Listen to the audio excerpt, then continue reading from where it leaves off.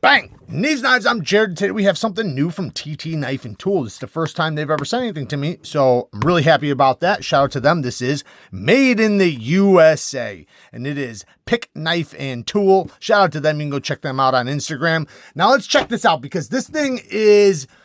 it's unique. It's small. It is small, but it's got a really cool story. So check this out. This is inspired by the Office of Strategic Services, OSS, from World War II.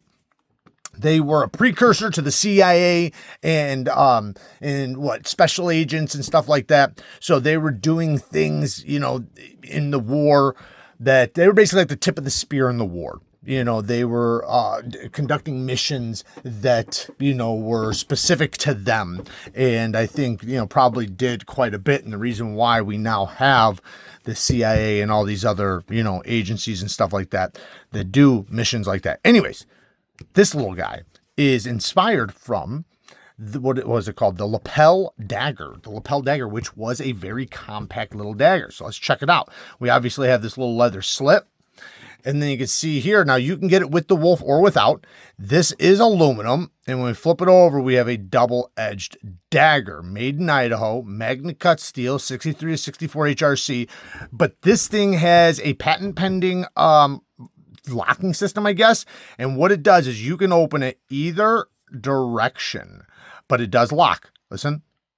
It does lock in place. So what I like to do is this thing has incredible texturing on both sides. I mean, this is like sandpaper, or not, it's like a file. It's really good.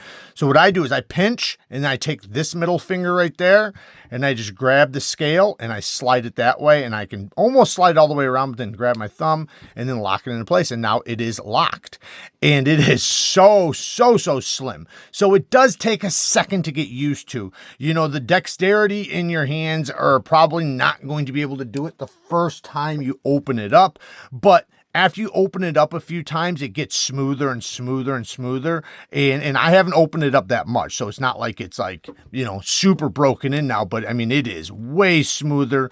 And I'm also just kind of more used to it. So kind of, been messing around with it. Now, I was originally pinching and trying to just push my thumb that way.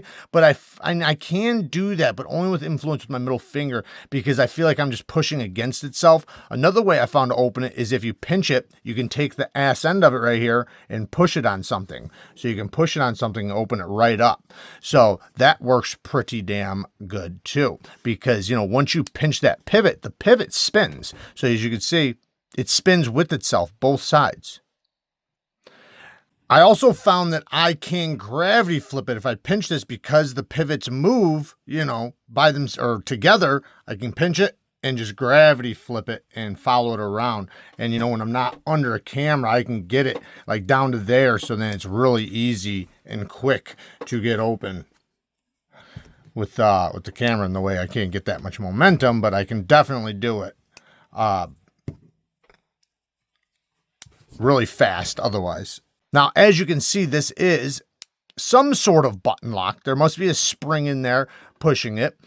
And the dagger is a chisel grind, so it's flat on this side and then flat grinds on this side. And then it does have a double-sided bevel, though, so I will say that. But yeah, man, like I said, super slim, super slender. It's definitely a pinch grip knife. This is definitely not something you're going to be using as a work knife or anything, but this is definitely something for people that like to collect things like this, or just have it in their arsenal. I think it's damn cool, and I love seeing different stuff like this. And, I never realized where that little dagger came from.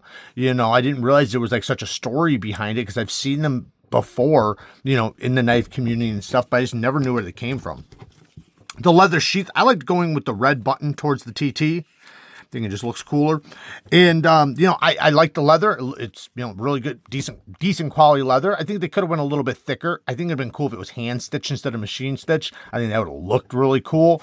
It is $250. So I know I just lost a few people there, because people are thinking, man, the knives I can get made in the USA for $250.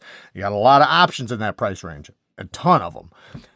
Now, that's true, and while I agree in most cases those might be even more useful, this is not something that's intended for everybody. So, I understand this is intended for the people that are going to actually want it. People that collect things like this, and want to carry something like this. It's a specific little tool for those people, or a collector piece. So I'm not mad at it. Hey man, get whatever you can out of anything, if that's what it's worth to you. And, I don't know how much time and everything, he has into this, I'm not positive. I'm pretty sure it's machine made, but it could be somewhat handmade. I'm sure there's a lot of tuning, and you had to design this mechanism and everything. But anyways, it does have a little spot right there. I feel like you could wear this around the neck like a medallion. I think that would be really cool, and it would look cool with the blade out. But even with the blade in, it still has, a look to it. Now you can't do that if you're, if it's in the sheath.